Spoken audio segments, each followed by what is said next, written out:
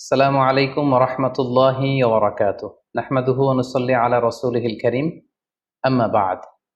সম্মানিত দিনী ভাই এবং বোনেরা, পবিত্র মাহে রমাদান আমাদের একেবারে সন্নিকটে। It's knocking the door. Allah রাসূল সাল্লাল্লাহু আলাইহি ওয়াসাল্লাম এবং সাহাবারা রমাদানুল মুবারক আসার 2 মাস আগ থেকেই কবে রমাদান মাস আসবে এজন্য ব্যাকুলতা প্রকাশ করতেন, উদ্গ্রীব হয়ে থাকতেন যে আমরা রমাদান পাবো কিনা, কখন রমাদান আসছে। এবং ওনারা পড়তেন আল্লাহুম্মা বারিক লানা ফি রজব ওয়া শাবান ওয়া বাল্লিগনা রমাদান। অর্থাৎ হে আল্লাহ, আপনি রজব এবং শাবান মাসে আমাদের বরকত দিন এবং রমাদান পর্যন্ত আপনি আমাদেরকে পৌঁছে দিন। আমাদের সালাফরা রমাদান আসার 6 মাস আগ থেকে, অর্থাৎ একটা বছরের 6 মাস ওনারা অপেক্ষা করতেন কবে রমাদান আসবে, উদ্গ্রীব হয়ে থাকতেন, ব্যাকুলতা প্রকাশ করতেন। আবার রমাদান মাস চলে যাওয়ার পরে বছরের বাকি 6টি মাস এ রমাদানে ওনারা যে সমস্ত এবাদত করেছেন সেগুলো আল্লাহ তাআলা কবুল করলো কিনা এ নিয়ে পেরেশানিতে থাকতেন। বাকি 6 মাস দোয়া করতেন যে আল্লাহ, রমাদানে যে সমস্ত এবাদত আমরা করেছি এগুলোকে তুমি কবুল করে নাও। এই পবিত্র মাসে আল্লাহ তাআলা আমাদের আল্লাহ সচেতনতা বৃদ্ধির জন্য এ মাসে আমাদের জন্য সিয়ামকে তিনি ফরজ করেছেন। আল্লাহ তাআলা ইরশাদ করছেন, ইয়া আইয়ুহাল্লাযীনা আমানু কুতিবা আলাইকুমুস সিয়াম কামা কুতিবা আলাল্লাযীনা মিন ক্বাবলিকুম লাআল্লাকুম তাত্তাকুন। অর্থাৎ ওহে বিশ্বাসীরা, সিয়ামকে রমাদান মাসে তোমাদের জন্য অবধারিত করা হয়েছে, যেমনি ভাবে তোমাদের পূর্ববর্তীদের উপরও এই সিয়ামকে অবধারিত করা হয়েছিল, যাতে করে তোমরা আল্লাহ সচেতন হতে পারো। এই আয়াত থেকে বোঝা গেল এই পুরো রমাদানুল মুবারকে যে আমরা সিয়াম উদযাপন করি বা সিয়াম পালন করি, এই সিয়াম বা রোজা পালনের মূল উদ্দেশ্য বা প্রাইম অবজেক্টিভ হচ্ছে আল্লাহ সচেতন হওয়া। এই সিয়াম আমাদেরকে আল্লাহ সচেতন বানায়। এই সিয়াম আমাদের মধ্যে এই ফিলিংস, এই ভাবনা, এই চিন্তা বা এই চেতনাটা নিয়ে আসে যে আমরা এটা ভাবতে শুরু করি যে Allah is watching me, Allah is observing me, Allah আমাকে দেখছেন। এই চিন্তাটাকে, এই সেন্সটাকে, এই ফিলিংটাকে ডেভেলপ করার জন্যই আল্লাহ তাআলা এই মাসে সিয়ামকে আমাদের উপর ফার্জ করেছেন, এবং সেটাই আল্লাহ এই আয়াতের শেষাংশে বলছেন লাআল্লাকুম তাত্তাকুন, যাতে করে তোমরা আল্লাহ সচেতন হতে পারো, যাতে করে তোমরা গড কনশাস হতে পারো। আমরা যখন সিয়াম পালন করি আমরা তখন ক্ষুধার্ত, আমরা তৃষ্ণার্ত, ঘরের ভেতরে আমরা চাইলে কেউ নেই, কেউ আমাকে দেখছে না, আমি চাইলেই খেয়ে ফেলতে পারি, আমি চাইলেই কিন্তু পান করে আমার তৃষ্ণা মেটাতে পারি, কিন্তু আমি খাচ্ছিও না, পানও করছি না। কারণ আমি এটা ফিল করি যে কেউ দেখে না কিন্তু আল্লাহ দেখে। পৃথিবীর কেউ আমাকে দেখছে না, দরজা বন্ধ করে, জানালা বন্ধ করে, ফ্রিজ থেকে ঠান্ডা পানি বের করে, শরবত বের করে আমি কিন্তু ঘরের ভেতরে যখন একা একা থাকি আমি খেয়ে আমার তৃষ্ণা নিবারণ করতে পারি। কিন্তু এটা আমরা কেউই করি না, কারণ আমরা ফিল করি যে পৃথিবীর কেউ যদি নাও দেখে, আল্লাহ সুবহানাহু ওয়া তাআলার চোখে কিন্তু আমরা ফাঁকি দিতে পারছি না। হি ইজ ওয়াচিং মি, তিনি আমাদেরকে দেখছেন।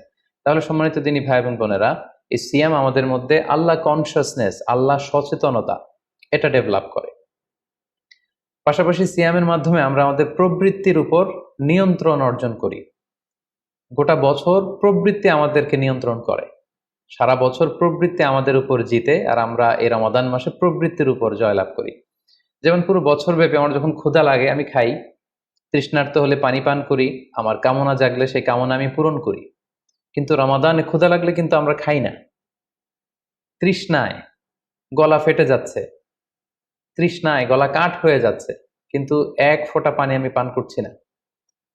সিয়াম পালন করা অবস্থায় দিনের বেলা আমরা যারা বিবাহিত, আমাদের স্ত্রীদের সাথে অন্তরঙ্গ মুহূর্ত আমরা কাটাচ্ছি না।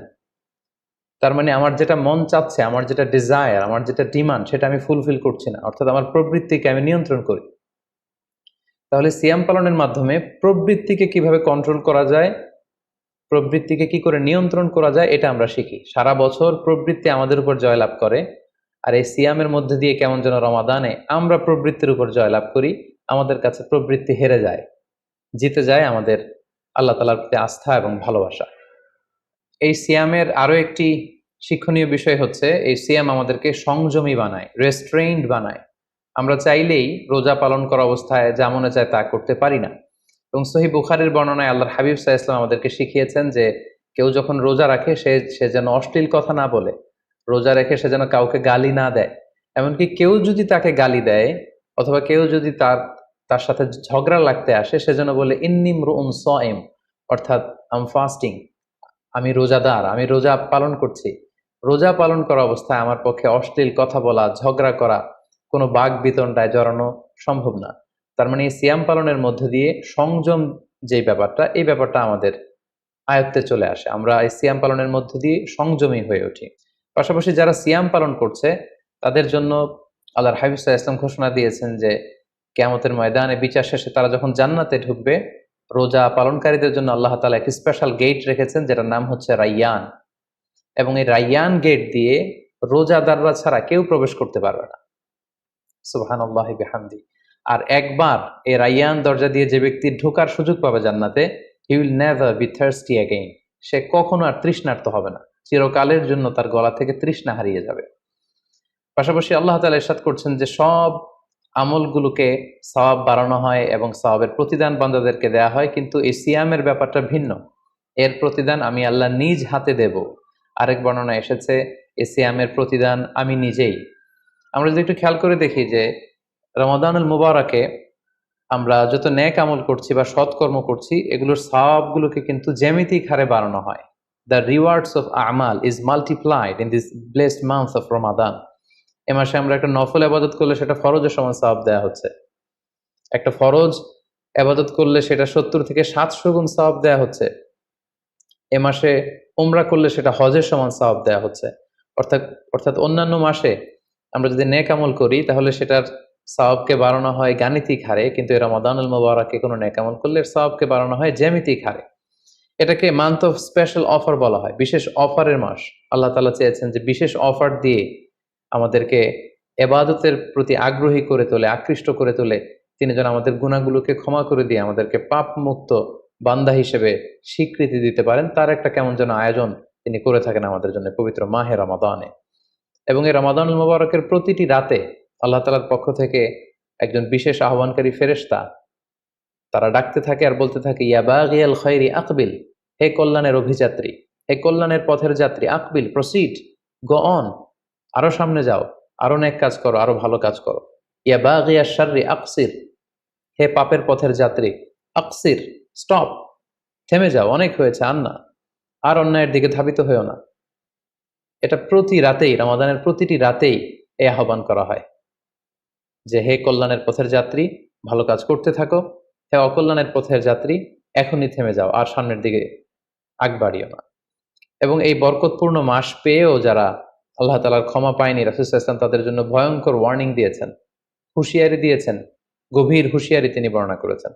মসজিদে নববীতে আল্লাহ রাসূল সাল্লাল্লাহু আলাইহি ওয়াসাল্লাম একবার মিম্বারের প্রথম ধাপে পা রেখে বললেন আমিন, দ্বিতীয় ধাপে পা রেখে বললেন আমিন, তৃতীয় ধাপেও পা রেখে বললেন আমিন। সাহাবারা জিজ্ঞেস করলেন, ইয়া রাসূলুল্লাহ, তিনবার কেন আমিন বললেন? আমরা তো বুঝতে পারলাম না। আল্লাহ রাসূল সাল্লাল্লাহু আলাইহি ওয়াসাল্লাম তখন বললেন যে এইমাত্র জিবরিল আমার কাছে এসে আমাকে শুনিয়েছে যে যে ব্যক্তি রমাদানুল মুবারক পেয়েও ইবাদতের মাধ্যমে আল্লাহর ক্ষমা পেল না, সে দুর্ভাগা, সে হতভাগা। আমি তখন বলেছি আমিন। তারপর জিবরিল বলল যে মা বাবা উভয়কে পেয়ে তাদেরকে সন্তুষ্ট করার মধ্য দিয়ে যারা আল্লাহর জান্নাতকে হাসিল করতে পারলো না, তারা দুর্ভাগা, হতভাগা। আমি বলেছি আমিন। তৃতীয় পর্যায়ে জিব্রাইল বলেছে যে হে নবী, আপনার নাম শুনবার পরেও যে আপনার উপর দুরূদ পাঠালো না, অর্থাৎ সাল্লাল্লাহু আলাইহি ওয়াসাল্লাম বলল না, সে দুর্ভাগা, সে হতভাগা। তখন আমি বলেছি আমিন। সম্মানিত শুধু এই হাদিস থেকে আমরা বুঝতে পারি যে যারা রমাদান পেয়ে আল্লাহর প্রিয় ভাজন বান্দা হতে পারলো না, আল্লাহর কাছ থেকে ক্ষমার ঘোষণা পেল না, তাদের চেয়ে দুর্ভাগা এবং হতভাগা আর কেউ হতে পারে না। তাই যেহেতু রমাদান আমাদের একেবারে সন্নিকটে, আর মাত্র 2 দিন পরে এই পবিত্র মাস আমাদের মাঝে আগমন করবে, তাই আমাদের উচিত এই মাসটাকে ভাব গাম্ভীর্যের সাথে উদযাপন করা, to take the best out of this blessed month, যত বেশি পরিমাণে সম্ভব নেক কাজ করে আল্লাহ তাআলার ক্ষমাপ্রাপ্ত বান্দাদের অন্তর্ভুক্ত হওয়ার চেষ্টা করা। আমরা যদি এই মাসকে উদযাপনের জন্য এখন থেকে একটা প্ল্যান করি বা প্রোগ্রাম করি এবং সেটার আলোকে যদি পুরো মাসটি আমরা পরিচালনা করবার চেষ্টা করি, তাহলে আশা করি খুবই ফ্রুটফুল ওয়েতে এই যে অফার দেয়া হয়েছে, স্পেশাল অফার, এই অফারগুলোকে আমরা কাজে লাগাতে পারবো এবং বেশি বেশি আবাদত করে আল্লাহ তাআলার প্রিয় ভাজনদের অন্তর্ভুক্ত হতে পারবো। এই পৃথিবীতে আমরা যখন কোনো বিজনেস রান করি, নিশ্চয়ই তার আগে একটা প্ল্যান করি, একটা প্ল্যান সাজাই। বড় কোনো প্রজেক্ট যখন আমরা হাতে নেই, আমরা একটা প্রজেক্ট প্ল্যান দাঁড় করাই এবং সেটার আলোকে আমরা সেই প্রজেক্টটাকে রান করবার চেষ্টা করি। তাই আর যেহেতু মাত্র 2 দিন বাকি, আমরা যদি এখন থেকেই একটি প্ল্যান করি বা একটি পরিকল্পনা সাজাই, হতে পারে এটা লিখিত পরিকল্পনা, কিংবা অ্যাটলিস্ট নিজের সাথে নিজের বোঝাপড়া যে আমি এই কাজগুলো রমাদানে করতে চাই, এগুলো করতে চাই না, ডুজ অ্যান্ড ডোন্টস গুলোকে আমি মেনে চলতে চাই, যেগুলো করা উচিত এগুলো আমি বেশি বেশি করব, যেগুলো থেকে দূরে থাকা উচিত এগুলোর ব্যাপারে আমি সাবধান থাকবো।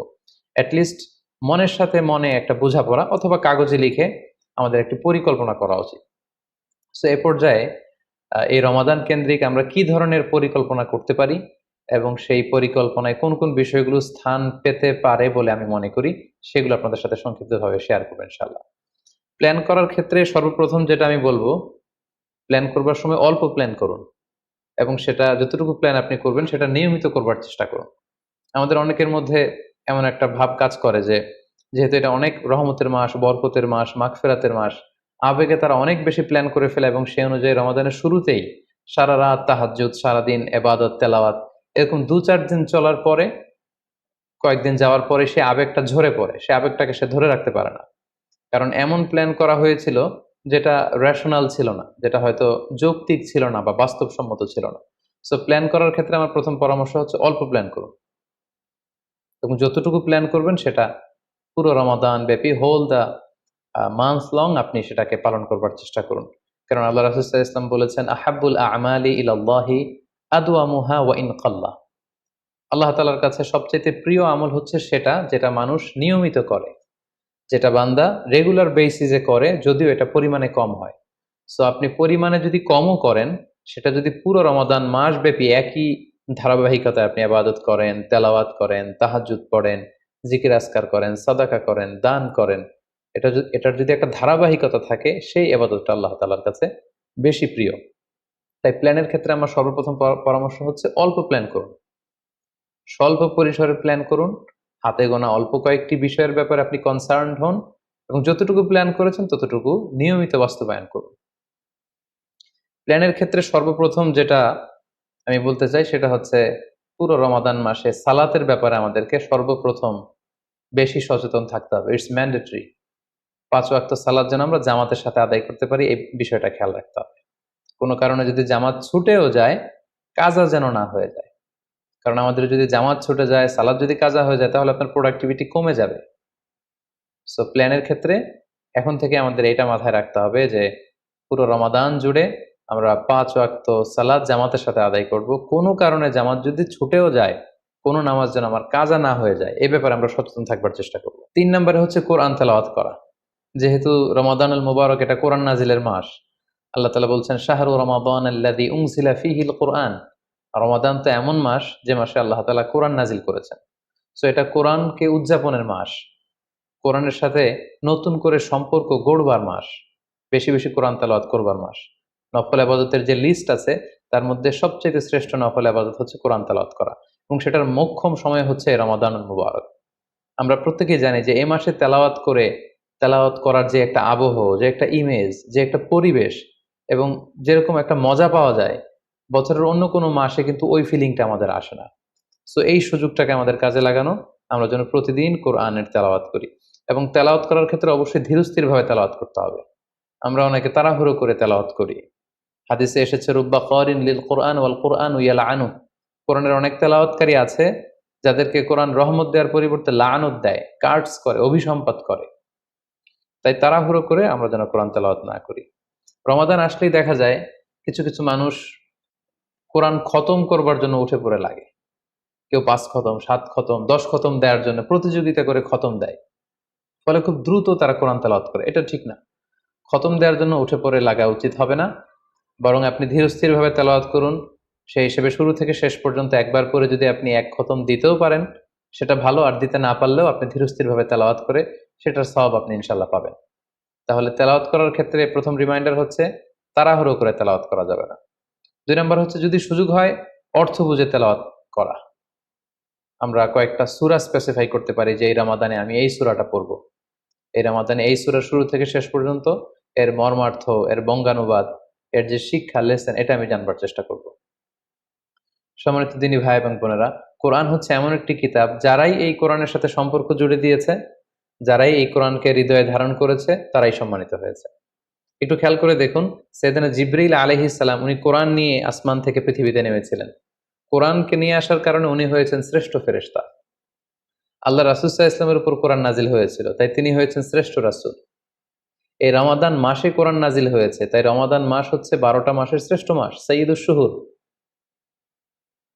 কদরের রাতে এই কোরআন নাজিল হয়েছিল, তাই কদরের রাত হচ্ছে পৃথিবীর শ্রেষ্ঠ রাত। আমরা উম্মতে মুহাম্মাদি, আমাদের উপর কোরআন নাজিল হয়েছে, তাই আমরা হয়েছি খায়রু উম্মাহ, শ্রেষ্ঠ জাতি। আমাদের মধ্য থেকেও যারা কোরআনের সাথে অ্যাটাচমেন্টকে বাড়াবে, কোরআনকে যারা ধারণ করবে, তারা হবে পৃথিবীর শ্রেষ্ঠতম মানুষ।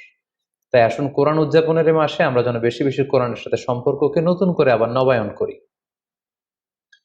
4 নাম্বার যেই ব্যাপারটি আমি প্ল্যানে বা পরিকল্পনায় রাখার চেষ্টা করব, সেটা হচ্ছে খুব বেশি খাবার দাবার বা কেনাকাটা এগুলোর ব্যাপারে আমাদেরকে একটু সাবধান থাকতে হবে।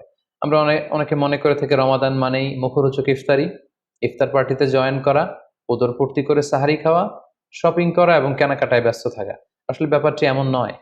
কারণ আমরা জানতে পেরেছি যে এটা হচ্ছে বরকতের মাস, এটা অফারের মাস। নফল ইবাদতে ফরজের সমান সওয়াব। ফরজ করলে 700 গুণ সওয়াব, নফল উমরা করলে হজের সমান সওয়াব। সো এটা হচ্ছে মৌসুমুল ইবাদা, ইবাদতের মৌসুম।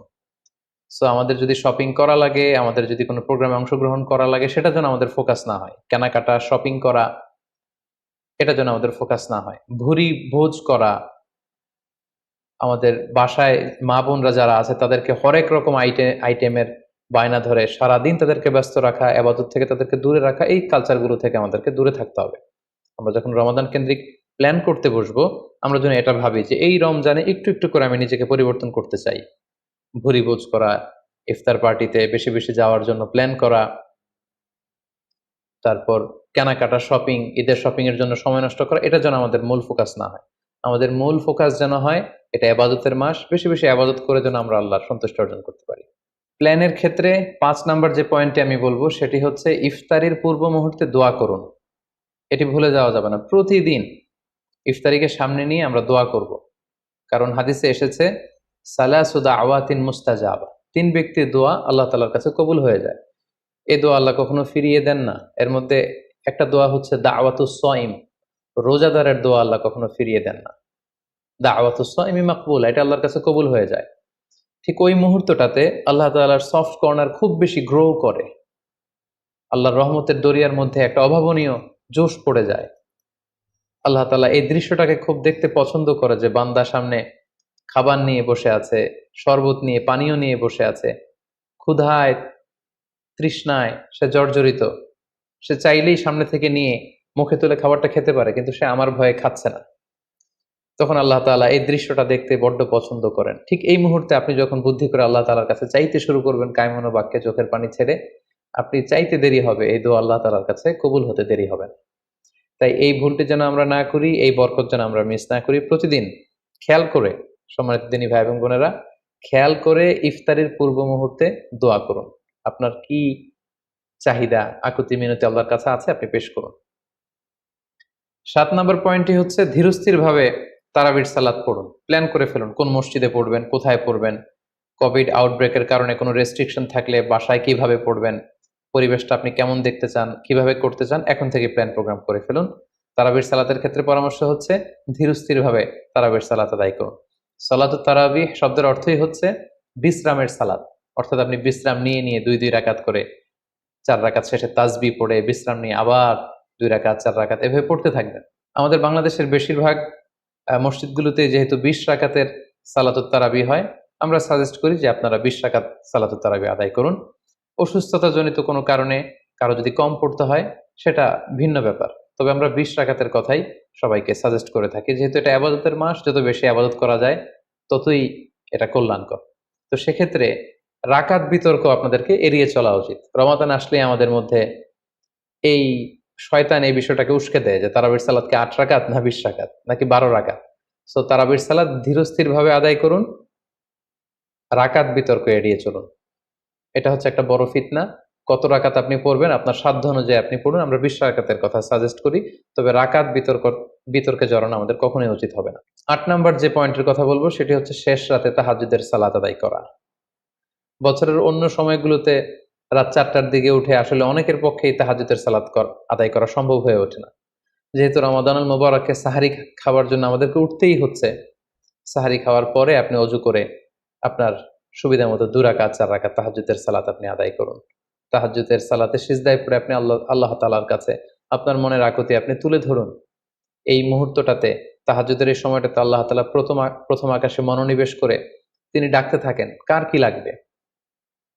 কার খাবারের দরকার? আমার কাছে চাও, আমি খাবারের ব্যবস্থা করে দেব। কার রিজিকের দরকার? রিজিকের ব্যবস্থা করে দেব। কার সফলতা দরকার? আমি আল্লাহ তাআলা সফলতা দেয়ার মালিক, আমি সফলতার ব্যবস্থা করে দেব। যে মুহূর্তটুকুতে বা যে সময়ে আল্লাহ তাআলা আমাদেরকে দেয়ার জন্য তিনি আমাদেরকে ডাকছেন, আমাদেরকে দেয়ার জন্য তিনি বসে আছেন, প্রস্তুত আহ্বান করছেন, কিন্তু আমরা সেই আহ্বানে সাড়া দিচ্ছি না।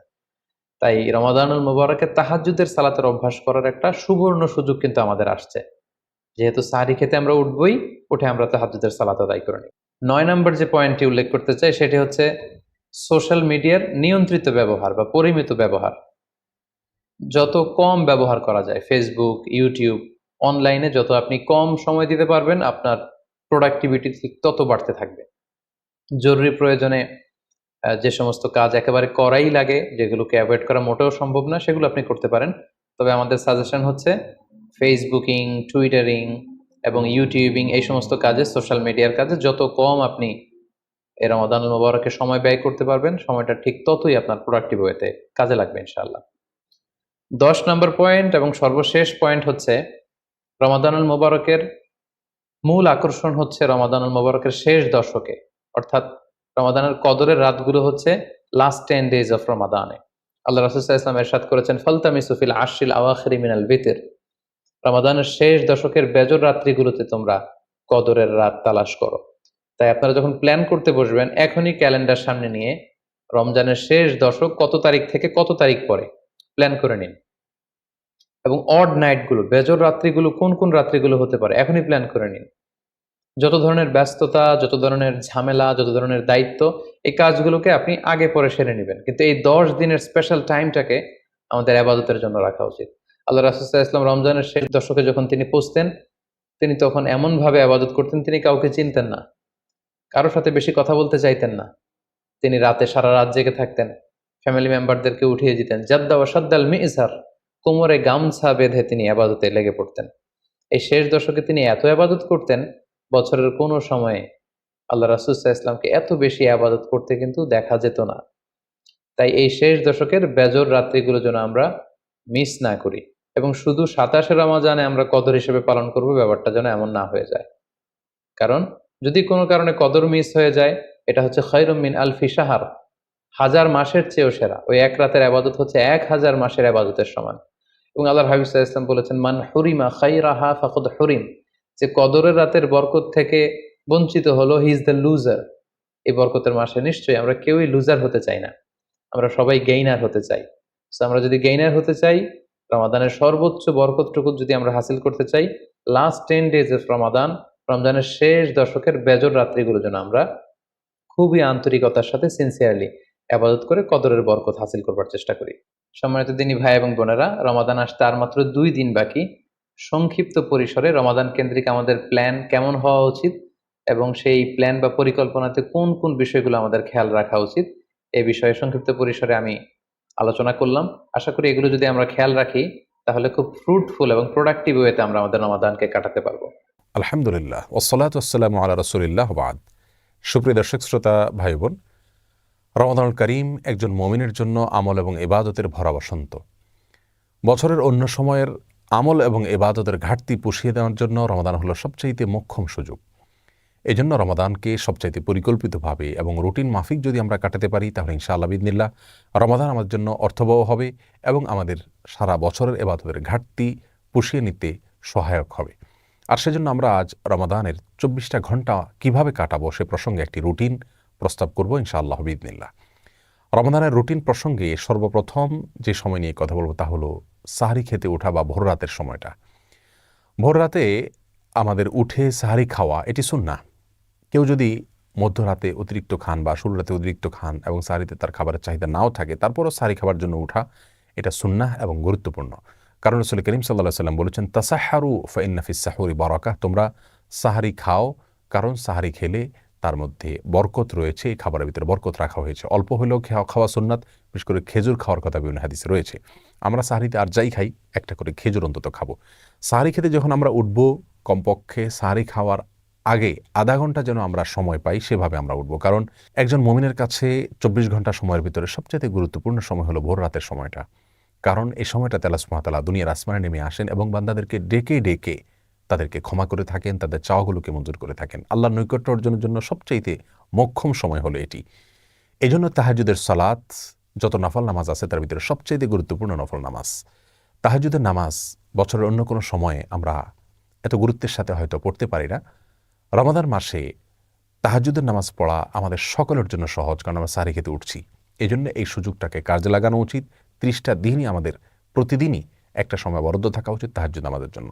2 রাকাত করে তাহাজ্জুদ পড়বো আমরা। বিশেষ কোনো সূরা কেরাত ঠিক করা নাই, যে কোনো সূরা দিয়ে আমরা সাধারণভাবেই পড়বো এবং তাহাজ্জুদের নামাজ পড়ছি, শুধু এটুকু নিয়ত থাকলে চলবে মনে মনে।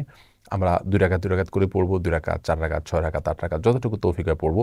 প্রত্যেকটা রাকাত খুব দীর্ঘ করার চেষ্টা করব, দাঁড়িয়ে লম্বা কেরাত পড়ার চেষ্টা করব, আস্তে আস্তে পড়ার চেষ্টা করব এবং খুব বেশি লম্বা কেরাত মুখস্থ না থাকলে একটা সূরাই বারবার পড়তে পারি, কোনো অসুবিধা নেই। এবং রুকুতে যখন যাব তাসবিহ অনেকবার পড়ব, আস্তে আস্তে পড়ব। রুকু থেকে দাঁড়িয়ে আবার দীর্ঘ সময় অপেক্ষা করব, সেজদা এরকম লম্বা করে করব, উঠে বসে আবার অপেক্ষা করব। এভাবে প্রত্যেকটা রোকনকে যত ধীরস্থিরতার সাথে করা যাবে তাহাজ্জুদের মান তত বেশি, যে কোনো সালাতের মান তত বেশি উন্নত হবে।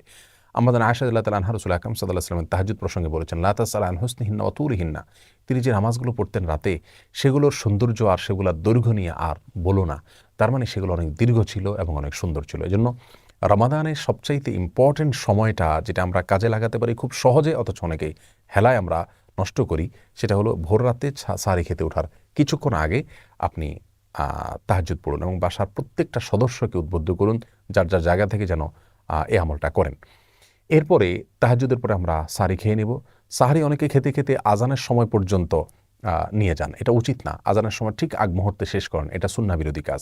সুন্নাহ হলো বুখারীতে আসছে, রাসূল করিম সাল্লাল্লাহু আলাইহি ওয়াসাল্লাম সাহরি খাওয়া শেষ করতেন, এরপরে আজান এবং সাহরির মধ্যবর্তী 50টি আয়াত তেলাওয়াত করা যায় এই পরিমাণ সময় তিনি গ্যাপ রাখতেন। তার মানে এত আগে সাহরি খেয়ে শেষ করতেন।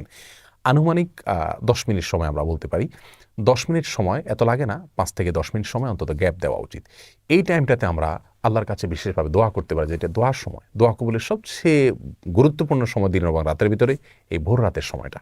বিধায় এই টাইমটাতে আমরা খাবার শেষ হয়ে গেলে দোয়ায় মাশগুল হয়ে যাই, অথবা খাবারের আগেও দোয়া করতে পারি, কিন্তু আল্লাহর কাছে দোয়া করা উচিত এবং চোখের পানি ফেলা উচিত। দোয়ার জন্য সবচেয়ে উত্তম হবে আমরা যদি নির্জনে কোথাও চলে যেতে পারি। প্রয়োজনে বাসার ছাদে চলে যাওয়া যেতে পারে, প্রয়োজনে বাসার কোনো একটা কোনায় চলে যাওয়া যেতে পারে, কোনো একটা কক্ষে যেখানে কেউ না, সেখানে নিরিবিলি আমরা আল্লাহর কাছে আমাদের চাওয়াগুলো পেশ করতে পারি, চোখের পানি ফেলতে পারি। আমাদের দুরবস্থার জন্য আল্লাহর কাছে ফরিয়াদ করে চোখের পানি ফেলে আমরা কান্নাকাটি করে দোয়া করতে পারি এবং আমাদের সার্বিক চাওয়াগুলোকে আল্লাহর কাছে পেশ করতে পারি। এটা হলো রমাদানের রুটিনের জন্য সবচেয়ে ইম্পর্টেন্ট সময়, যে সময়টাকে আমাদের খেয়াল করা উচিত এবং খুব সুন্দরভাবে পরিকল্পনা করে কাটানো উচিত। এরপরে ফজরের আজান যখন হয়ে যাবে, আজানের পরে আমরা 2 রাকাত সুন্নত পড়ব। সুন্নত পড়ার পরে নবী আলাইহিস সালামের সুন্নত ছিল যে ফজরের 2 রাকাত সুন্নত পড়ার পরে তিনি কিছুটা বিছানায় মাথা দিতেন, একটু হালকা, ঘুমাতেন না, কিন্তু কিছু সময়ের জন্য রেস্ট করতেন, সেটা 2-4 মিনিট হতে পারে। আমরা কিছু সময়ের জন্য হালকা একটু গড়াগড়ি করে বা বিছানায় যদি মাথা দিয়ে, তাহলে সুন্নাহ আদায় হয়ে যাবে। এরপরে উঠে আমরা ফরজ নামাজ পড়ব। ফজরের ফরজ নামাজ পড়ার পর আপন জায়গা যেখানে নামাজ পড়েছি সেখানে বসে থাকবো এবং সম্ভব হলে সূর্য উদয় হওয়া পর্যন্ত অপেক্ষা করব। সূর্য উদয় হওয়া পর্যন্ত এই টাইমটাতে বসে বসে সকাল সন্ধ্যার যে জিকিরগুলো আছে সেগুলো করব। সকাল সন্ধ্যার জিকির নিয়ে আমাদের বই আছে এবং সেটার PDF কপি পাওয়া যায় আমাদের ওয়েবসাইটে আসুন্নাহ ফাউন্ডেশন, সেখান থেকে আপনারা ডাউনলোড করে নিতে পারেন, অথবা নবী আলাইহিস সালামের সকাল সন্ধ্যার দোয়াগুলো যে কোনো বই থেকে আপনি সম্ভব হয় সেগুলো মুখস্থ করে নিয়ে পড়বেন এবং সূর্য উঠা পর্যন্ত আপন জায়গায় বসে থাকবেন। সূর্য ওঠার 10-15-20 মিনিট পরে আপনি 2 রাকাত নামাজ পড়বেন, সেটা সলাতুল ইশরাক। এই নামাজটা আপনি পড়ার কারণে আল্লাহ সুবহানাহু ওয়া তাআলা আপনাকে একটি পূর্ণাঙ্গ উমরার সওয়াব দিবেন। তিরমিজিতে বর্ণিত হয়েছে যে ফজরের পরে আপন জায়গায় বসে থেকে যদি এভাবে জিকির আজকার করা হয় এবং শেষে যদি 2 রাকাত নামাজ পড়া হয়, অর্থাৎ ইশরাকের নামাজ, তাহলে এর মাধ্যমে এই সওয়াবটা আমরা পাবো। এটা অনেক রোজাদার আমরা মিস করি, আমরা ফজরের পরপর শুয়ে পড়ি। এটা অত্যন্ত ভুল একটি কাজ। আল্লাহ সুবহানাহু ওয়া তাআলা বলেছেন, ওয়াসাব্বিহুহু বুকরাতাও ওয়া আসীলা, দিনের শুরুতে এবং শেষে তোমরা আল্লাহর পবিত্রতা বর্ণনা করো। কোরআন কারীমের বিভিন্ন জায়গায় বিষয়ে উৎসাহ দেওয়া হয়েছে। অতএব দিন এবং রাতের আমরা যদি তাহাজ্জুদের সময়টা, ভোর রাতের সময়টার পরে দ্বিতীয় সর্বোচ্চ গুরুত্বপূর্ণ কোনো সময়ের কথা বলি, তাহলে সেটা হলো ফজরের পরের সময়টা। অথচ এই সময়টাতে আমরা রমজান মাসে বেশিরভাগ মানুষ শুয়ে যাই, এটা ভুল। যদি শুইতে হয়, ঘুমাইতে হয়, আমরা সেটা কিছুক্ষণ পরে ঘুমাবো, কিন্তু ফজরের পর ঘুমাবো না। জিকির আজকার এবং তাসবিহ তেলাওয়াতে মাশগুল থাকবো ইনশাআল্লাহ বিইذনিল্লাহ। এরপরে যদি আমরা ঘুমাই, রেস্টও করি, সেটা পরিমিত হওয়া উচিত এবং লিমিটেড সময়ের জন্য হওয়া উচিত, মেপে কাজ করা উচিত। আমরা 2 ঘন্টা, 2.5 ঘন্টা বা 1.5 ঘন্টা যার যতটুকু প্রয়োজন আমরা ঘুমিয়ে উঠে তারপরে আমরা তেলাওয়াত করলে সেটা সবচাইতে ভালো। কারণ ঘুম থেকে ওঠার পরে মানুষের মন মানসিকতা থাকে অত্যন্ত ফ্রেশ। এই অবস্থাতে কোরআনে কারীম যদি আমরা তেলাওয়াত করি, অর্থ সহকারে বোঝার চেষ্টা করি, কোরআনে কারীম রমজান মাসে আমরা তেলাওয়াত করি পুরোটা একবার বা একাধিকবার আমরা পড়ে শেষ করব, খতম দেব ইনশাআল্লাহ, সেটা খুবই ভালো হবে এবং সে সুন্নাহ। কিন্তু এর পাশাপাশি আমরা যদি অর্থ বোঝার চেষ্টা করি সেটা হবে আরও ভালো, শোনার উপরে সোহাগা। প্রতিদিন আমি যদি অন্তত একটা পৃষ্ঠা অর্থ এবং ব্যাখ্যা সহকারে কোনো একজন আলিমের তত্ত্বাবধানে হলে আরও ভালো হয়। যদি আমরা কোরআনকে বোঝার চেষ্টা করি এবং সেটা ঘুম থেকে ওঠার পরে হতে পারে, তেলাওয়াত হতে পারে এবং অর্থ ব্যাখ্যা সহকারে একটা পৃষ্ঠা করে অধ্যয়ন করা হতে পারে। এরপরে আমরা কিছু সময়ের জন্য ইসলামিক বই পুস্তক পড়তে পারি। বিশেষ করে ডক্টর খন্দকার আব্দুল্লাহ জাহাঙ্গীর রহমাহুল্লাহর যে বইগুলো আছে এগুলো ইসলামের বেসিক বিষয়গুলো সম্পর্কে ধারণা নিতে অনেক বেশি সহায়ক। এই বইগুলো আমাদের কাছে থেকে থাকলে সেগুলো আমরা পড়তে পারি। অনলাইনে পিডিএফ কপি পাওয়া যায় অনেকগুলো, সেগুলো নিয়ে আমরা কিছু সময় পড়ব। এরপর যখন জোহরের আজান হবে বা জোহরের ওয়াক্ত হবে, জোহরের এখানে 2 রাকাত নামাজ আছে, জাওয়ালের নামাজ বলা হয়, বুখারীতে আসছে, ইবনে হাদিসের কিতাবে আসছে। এই নামাজটি প্রায় বিলুপ্তির পথে, আমরা আলোচনায় এটার ভুলে গেছি। সেটা হলো সূর্য যখন আপনার পশ্চিম আকাশে ঢলে পড়ে, অর্থাৎ জোহরের ওয়াক্ত শুরু হয়, তখন থেকে নিয়ে আপনার জোহরের ফরজ নামাজের বা জোহরের নামাজের আগে আগে যে নামাজটা পড়া হয় নফল নামাজ, এই জোহর নামাজ পড়ার জন্য রাসূল আকরাম সাল্লাল্লাহু আলাইহি ওয়াসাল্লাম উৎসাহ দিয়েছেন। যদিও এই নামাজের সময়কাল নিয়ে আরও নানা রকমের কথা আছে, কিন্তু আমরা এটি একটি বক্তব্য, এটার উপর আমল করতে পারি এবং একবার হলেও আমল করতে পারি। রমজান মাসে সেটা করার জন্য সবচাইতে সেরা সুযোগ আমাদের হাতে থাকে সাধারণত। যাই হোক, এই 2 রাকাত নামাজ যদি আমরা পড়তে পারি পড়লাম। এরপরে জোহরের ওয়াক্ত হলে সুন্নাত এবং ফরজ এবং পরবর্তীতে সুন্নাত এবং পরবর্তীতে অতিরিক্ত 2 রাকাত নফল, যেটা অন্য সময় পড়া হয় না, সেটাও গুরুত্বের সাথে পড়লাম। ধীরে ধীরে প্রত্যেকটা নামাজ আদায় করলাম এবং ফরজ নামাজের পরে 5 ওয়াক্ত সালাতের পরে রাসূল আকরাম সাল্লাল্লাহু আলাইহি ওয়াসাল্লামের যে দোয়াগুলো ছিল সেই দোয়াগুলোকে খুব গুরুত্বের সাথে, আন্তরিকতার সাথে পড়ার চেষ্টা করব। মাসতুন দোয়াগুলোকে যেভাবে রাসূল করিম সাল্লাল্লাহু আলাইহি ওয়াসাল্লাম পড়েছেন, জিকিরগুলো করেছেন, দোয়াগুলো করেছেন, সেগুলো আমরা করব ইনশাআল্লাহ বিদিনিল্লাহ। এরপরে বাকি সময়টাতে আমরা যদি বাসাবাড়িতে অবস্থান করি তাহলে সেক্ষেত্রে বাসাবাড়িতে যারা কাজ করছেন তাদের কাজে একটু হেল্প করব। কারণ রাসূল করিম সাল্লাল্লাহু আলাইহি ওয়াসাল্লাম বাসাবাড়িতে মা বোনদের কাজে, স্ত্রীর কাজে তিনি হেল্প করতেন। অতএব আমরাও বাসাবাড়িতে থেকে কাজে হেল্প করব, সেটাও ইবাদত হিসাবে গণ্য হবে ইনশাআল্লাহ বিদিনিল্লাহ। সন্তানরা, তাদেরকে নিয়ে বসতে পারি, একটা সময় তাদেরকে নিয়ে একটা হাদিস পাঠ করে আমরা শোনাতে পারি, পারস্পরিকভাবে পর্যালোচনা করতে পারি, তাদেরকে নসিহত করতে পারি, তাদের জীবন গড়ার জন্য তাদেরকে আমরা উপদেশ দিতে পারি এবং বিভিন্ন সাহাবীদের ঘটনাগুলো তাদেরকে পড়ে শোনাতে পারি। জোহরের পরের সময়টা আমরা সেভাবে কাটাতে পারি। এরপরে দুপুরে একটু কাইলুলা করা সুন্নাত, সম্ভব হলে কিছু সময়ের জন্য আমরা একটু রেস্ট করলাম। সেটা খুব সংক্ষিপ্ত হতে পারে, কিন্তু শুইলে একটা সুন্নাহ আমার আদায় হয়ে গেল। এরপর শোয়া থেকে উঠে আমরা আবারও তেলাওয়াত অথবা অন্যান্য বই পুস্তক পড়া, সেগুলোতে আমরা লেগে যেতে পারি। আসর নামাজের পরে মাগরিব পর্যন্ত এই সময়টা খুবই গুরুত্বপূর্ণ, কারণ দিনের শুরুতে এবং শেষে তাসবিহ পাঠ করতে বলা হয়েছে। সন্ধ্যার যে জিকিরগুলো কোরআন হাদিসে বর্ণিত হয়েছে, দোয়াগুলো বর্ণিত হয়েছে, সেগুলোকে আমরা আসর থেকে মাগরিব এই সময়টাতে আমরা করতে পারি। এমনকি এক জায়গায় বসে না থেকে আমাদের ইফতারের আয়োজন করতে করতেও আমরা এই দোয়াগুলো পড়ে ফেলতে পারি যদি মুখস্থ থাকে। আর মুখস্থ না থাকলে সকাল তো সন্ধ্যার যে দোয়ার বই আছে সেগুলো দেখে দেখে আমরা দোয়াগুলো পড়ে ফেলতে পারি। পুরো মাস আমরা দেখে দেখে পড়লে ইনশাআল্লাহ দোয়াগুলো আমাদের মুখস্থ হয়ে যাবে আজীবনের জন্য। এবং সবাইকে উৎসাহ দেব যাতে করে দোয়াগুলো সবাই পড়েন। আর সন্ধ্যায় অর্থাৎ দিনের শেষে আল্লাহ সুবহানাহু ওয়া তাআলার তাসবিহ বর্ণনা করা, এটা আল্লাহ সুবহানাহু ওয়া তাআলার কাছে খুবই পছন্দনীয়, বিধায় সেটা আমরা করবো ইনশাআল্লাহ বিদিনিল্লাহ। আর আসরের পরে মাসতুন দোয়া, যে নামাজের পরবর্তী দোয়া, সেটাও করতে আমরা অবশ্যই ভুলব না। মাগরিবের আজান হয়ে গেলে বা আপনার যখন ইফতারের সময় হবে, ইফতারের সময় হওয়ার সঙ্গে সঙ্গে বিলম্ব না করে ইফতার করব, কারণ ইফতার দ্রুত করা আর সাহরি শেষের দিকে করা এটা সুন্নাহ এবং নবী আলাইহিস সালাম এটাকে এই জাতির কল্যাণের পূর্ব শর্ত হিসাবে আখ্যায়িত করেছে। বিধায় আমরা সূর্য অস্ত যাওয়ার পর বিলম্ব না করে খুব দ্রুত ইফতার করে ফেলবো ইনশাআল্লাহ বিদিনিল্লাহ। ইফতারিতে অস্বাস্থ্যকর কোনো কিছু খাবো না। খুব বেশি ভাজা পোড়া খাওয়ার অভ্যাস আমাদের দেশে মানুষের। অতিরিক্ত ভাজা পোড়া খাওয়ার ফলে রাতে দাঁড়িয়ে ইবাদত বন্দেগী করা কঠিন হয়ে যায়, তারাবি পড়া কঠিন হয়ে যায়, সুন্দরভাবে কাটানো যায় না। সেজন্য উচিত হবে স্বাস্থ্যসম্মত খাবারগুলো খাওয়া এবং যথাসম্ভব অস্বাস্থ্যকর খাবারগুলোকে পরিহার করা এবং খেজুর দিয়ে ইফতার করা সুন্নাত, যদি সম্ভব হয় খেজুর দিয়ে ইফতার করব। ইফতারের পরে দোয়া পড়ব, জাহাবাজ জামা ওয়াবতাল্লাতিল উরুক ওয়াসাবাতাল আজরু ইনশাআল্লাহ, অর্থাৎ গ্লানি দূর হলো এবং ঘাম শুকিয়ে গেল, ইনশাআল্লাহ আমার বিনিময় আল্লাহর কাছে জমা থাকলো। এ দোয়া আমরা পড়তে পারি। আরও দোয়া রয়েছে। ইফতারের দোয়া পড়লাম, ইফতার করলাম, এরপরে আমরা মাগরিবের নামাজ আদায় করবো ইনশাআল্লাহ। মাগরিবের নামাজের পরের সময়টা আমরা তারাবিতে যে পারা আজকে তেলাওয়াত করব বা যে অংশ তেলাওয়াত করব সেটার অর্থ ব্যাখ্যা যদি সম্ভব হয় একটু দেখে নিলে ভালো হয়।